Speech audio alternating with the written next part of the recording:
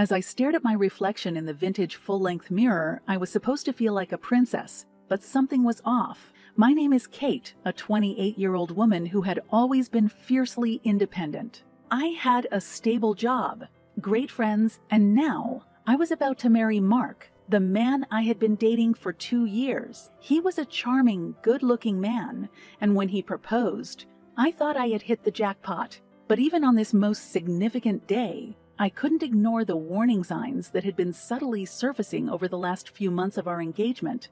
I was in the bridal suite, surrounded by flowers, champagne, and my bridesmaids. Sarah, my best friend, handed me a glass of bubbly. "You look stunning, Kate. Mark won't know what hit him." "I hope so," I muttered, taking a sip. Just then, the door creaked open, and Gloria, Mark's mother, waltzed in like she owned the place. This woman was a force to be reckoned with, impeccably dressed and meticulously groomed, but her eyes were always cold, like those of a shark circling its prey. "Kate, can we talk?" she said, feigning a smile. "Of course, Gloria. What's up?" I asked, setting down my glass of champagne. "Darling, are you sure about this dress? It's just that it makes you look, well, rather plump," Gloria sneered. "Excuse me," I said, a lump forming in my throat. Before I could say anything else, Mark entered the room. I looked at him, desperate for a partner to take my side. He was scrolling through his phone, seemingly disinterested in the room's palpable tension. "Mark, your mother thinks I look fat in this dress. Do you agree?" I asked, my voice tinged with vulnerability.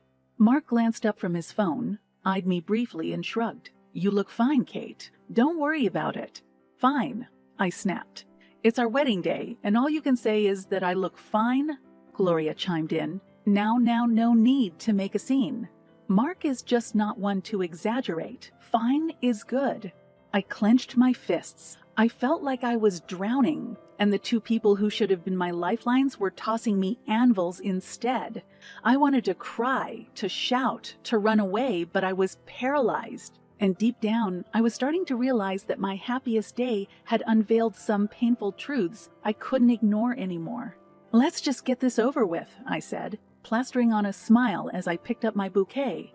As we walked down the aisle and I saw Mark standing there, something inside me was screaming that I was making a huge mistake. But it was too late. The guests were all seated, the organ was playing, and all eyes were on me. There was no turning back now. That was the beginning of a journey that would test me in ways I had never imagined. As I said, "I do," my gut churned, warning me that these vows would bind me to much more than just a husband. They were shackling me to a nightmare that was only just beginning.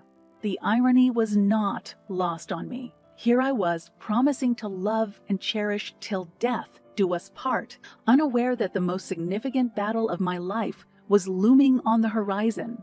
But one thing was clear as I looked into Mark's dispassionate eyes and Gloria's smug face. This was a battle I had to fight, even if I had to do it alone. Moving into my house after the wedding was supposed to be a fresh start.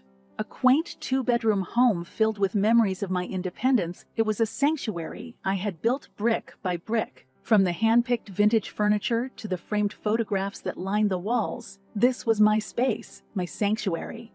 And so, with hope that married life would be an added layer of happiness, I welcomed Mark into it. Little did I know, I was also unwittingly opening the door to my own hell. Gloria's visits started out innocuously enough. She'd pop by with her famous apple pie or offer to help with the garden. But each visit became an intrusive inspection, where every corner of my house was scrutinized, every decision I made for the home belittled. "I have to say, Kate, your taste in furniture is eclectic," Gloria commented one afternoon as she sat on my vintage armchair, eyeing it like it was a piece of trash. "It's mid-century modern, Gloria. Some people appreciate its aesthetic," I retorted, trying to maintain my cool. "Ah, some people. Well, we all have our little oddities, don't we?" she replied, unfazed. Mark, sitting beside her, chortled at his mother's snide remarks. "Mom's got a point, Kate. Why don't we redo the living room? Fresh start, you know?" My heart sank. I looked at Mark, then at Gloria, and I realized that in my own home, I was outnumbered. but nothing prepared me for the day Gloria arrived with her suitcases. Yes, suitcases, plural.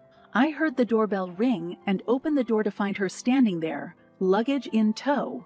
A false smile was plastered across her face, but her eyes had that familiar predatory glint. "I've decided to move in," she announced, as if she were bestowing some great honor upon us. I was flabbergasted. "Move in? That's out of the question." Mark walked in from the kitchen, likely sensing the tension. "What's going on here?" "Your mother wants to live with us, Mark." "Tell her it's not possible," I pleaded. Mark turned to me, and for a moment I saw a flicker of uncertainty in his eyes, but it was quickly replaced by a look of resignation. "Kate, she's my mother. She's getting older and she doesn't want to live alone. What's wrong with her staying with us?" "You can't be serious," I said, my voice tinged with disbelief and desperation. "This is our home, Mark." "Home is where family is, Kate, and she's family," Mark retorted. And just like that, I was overruled.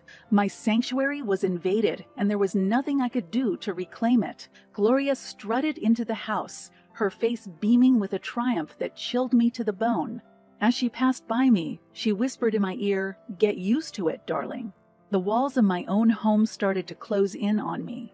I had been so blinded by love, or what I thought was love, that I hadn't seen the quicksand I was sinking into. As Gloria began unpacking her things and filling up space that was once mine, I had to accept the bitter truth.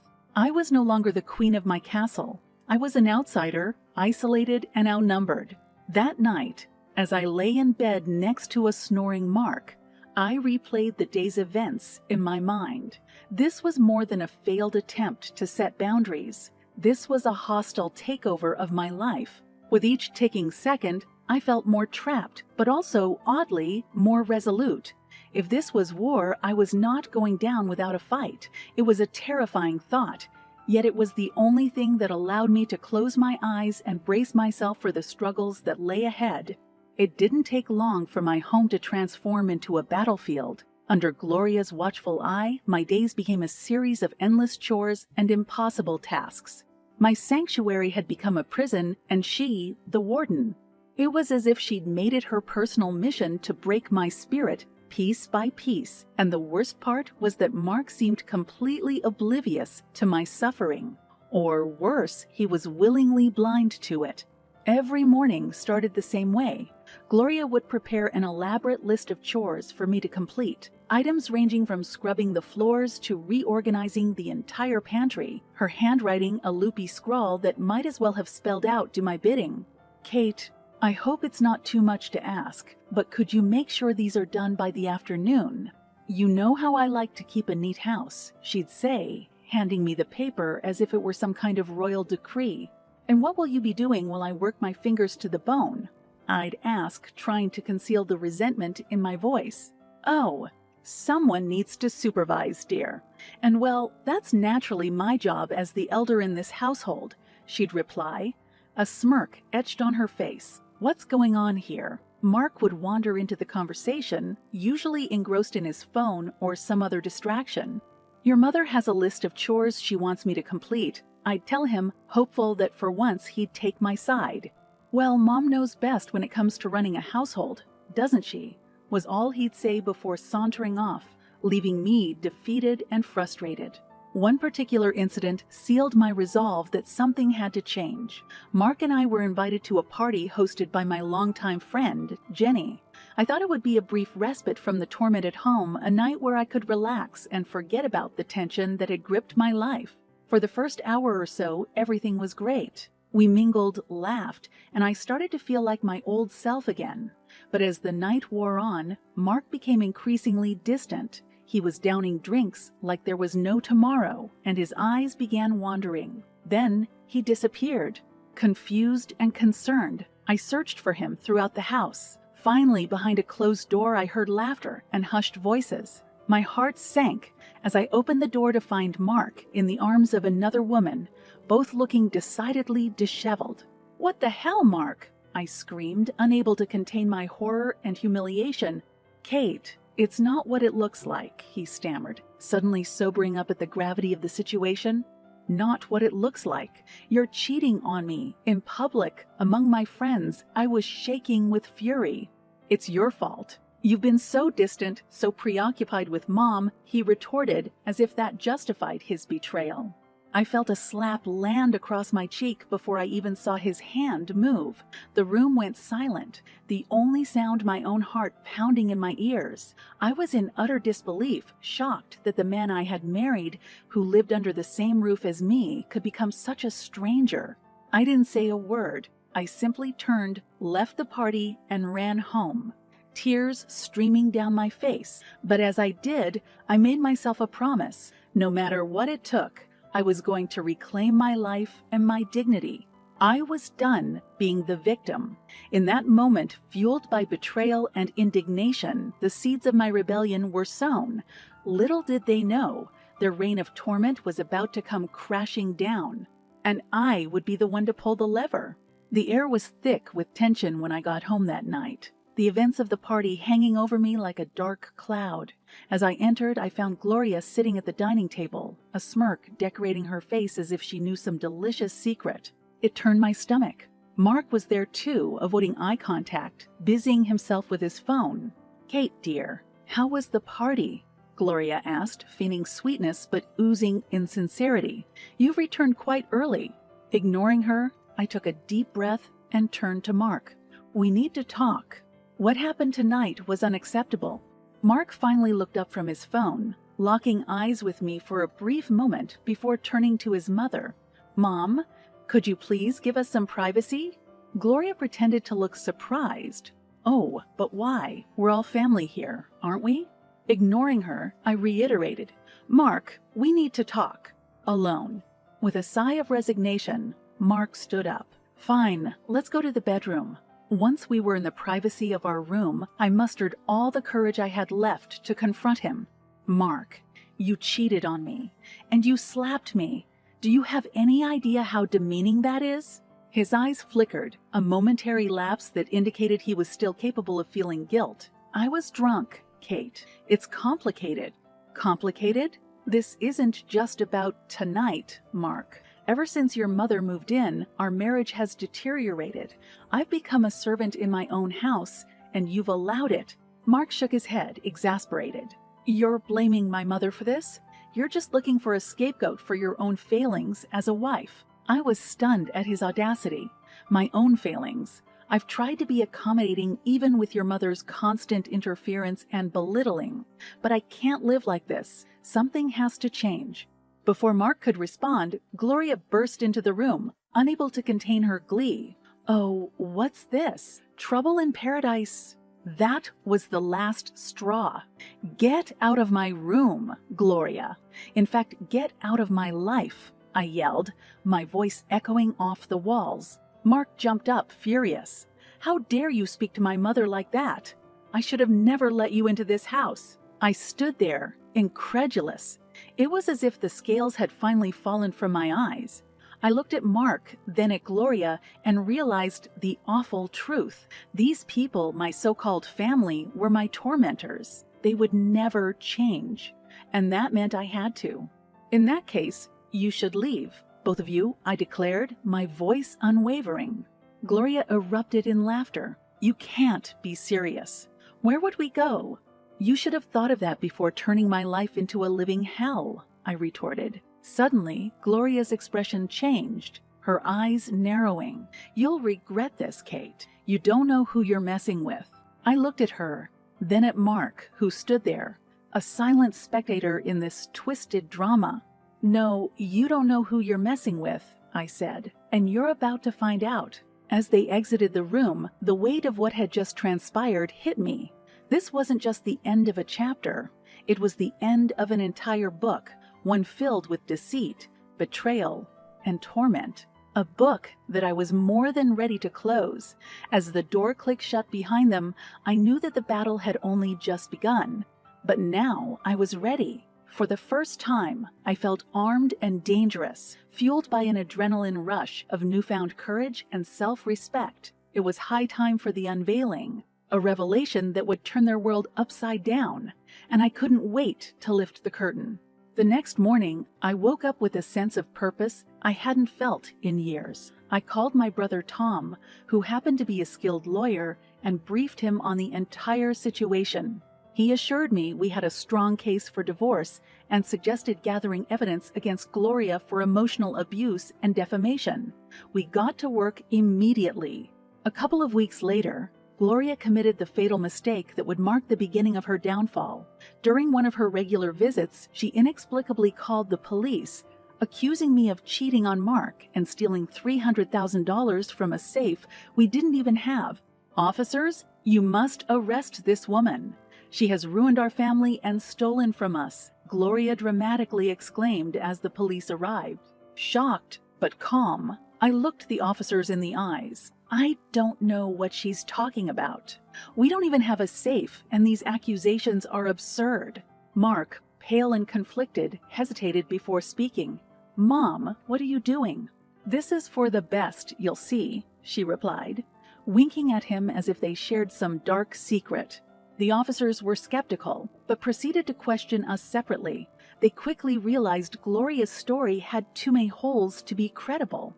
As they left, one officer pulled me aside. "You might want to sort this out legally, ma'am. These are serious accusations." "Thank you, officer. I intend to," I responded, my eyes meeting Gloria's. Her face was a blend of rage and apprehension, realizing she had overplayed her hand. Within days, Tom had all the evidence we needed. Surveillance footage showed Gloria planting money in my car, intending to frame me for theft. Text messages between her and a mysterious contact hinted at a calculated plan to destroy my reputation.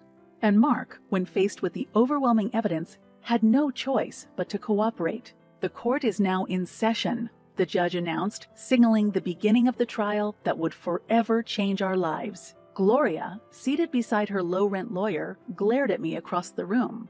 I sat next to Tom, confident and prepared. "Your Honor, we have irrefutable evidence that my client has been falsely accused by Mrs. Gloria Thompson," Tom stated, presenting the evidence meticulously. The judge reviewed the files and turned to Gloria. "Mrs. Thompson, do you have anything to say in your defense?" She stuttered, visibly unnerved. Well, it has," the judge said sternly. "I find in favor of Mrs. Kate Thompson. Mrs. Gloria Thompson is hereby ordered to pay a fine of $100,000 for defamation and emotional abuse. And what about our marriage?" Mark suddenly spoke up, realizing his future was also on the line.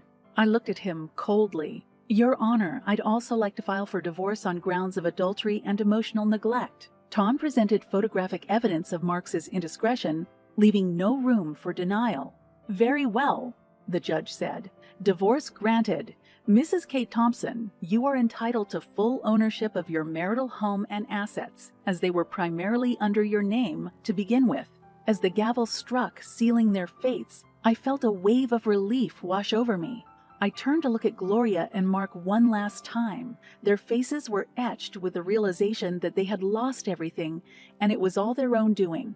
As I walked out of the courtroom, Tom hugged me tightly. "You did it, sis. You're free." I smiled, savoring the moment. "No, Tom, we did it. And yes, I am free. Free from their torment, free from their lies, and most importantly, free to live my life on my own terms." The downfall was complete. I had won the battle and the war. But this was more than just a victory. It was a rebirth, a chance to reclaim my life and my identity, and I had every intention of making the most of it. My newfound freedom had given me wings. I sold the house that had become a prison, seeking a fresh start in a new place. But before I turned that page, there was one more thing to do. As part of the divorce settlement, Gloria was obligated to pay me $100,000 in damages. She had no way to pay up except to sell her own house, which, as it turned out, was also where Mark had moved back to. I had a meeting set up with her to finalize the payment, and for this encounter, I enlisted Tom to accompany me.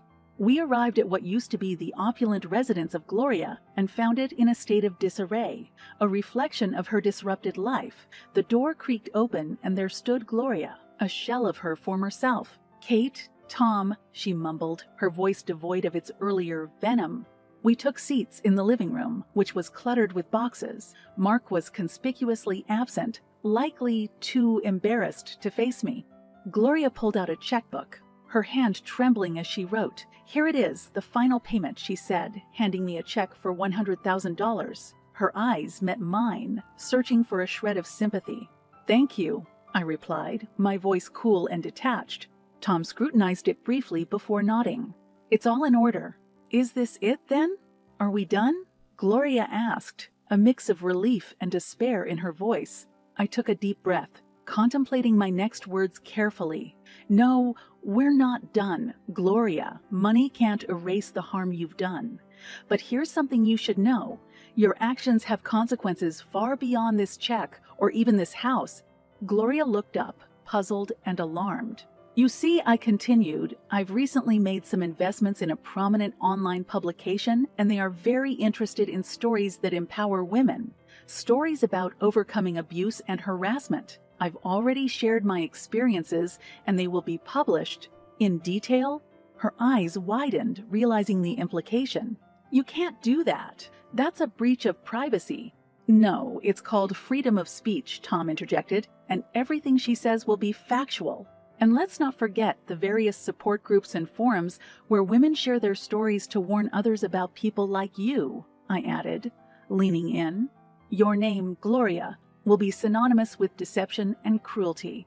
You won't be able to so much as rent an apartment without someone Googling your name and finding out exactly who you are." For the first time, I saw genuine fear creep into Gloria's eyes. "As for you, Mark," I said, raising my voice so he could hear me wherever he was hiding, "I hope the women you meet in the future are smart enough to stay away once they read our story. You're going to have a hard time maintaining any relationship." I stood up, feeling an immense weight lift off my shoulders. "Goodbye, Gloria. I wish I could say it's been nice knowing you." As Tom and I exited the house, I felt a sense of closure I hadn't thought possible. The chapter was finally closed, the last page turned. Retribution was complete, not in the form of revenge, but in the unmasking of the truth. As we drove away, I looked at Tom. "Thank you for being there, for believing in me." Tom smiled. "You're my sister. Where else would I be?" And as the house disappeared from the rearview mirror, I felt more than just the physical distance growing between me and my past. I felt the reclaiming of my life, my soul, and my future. I was no longer just Kate, the victim. I was Kate, the survivor, the warrior, and the woman who would not be silenced. I had my voice back, and I intended to use it not just for myself, but for everyone who had ever felt oppressed. It was a new beginning, and I was ready.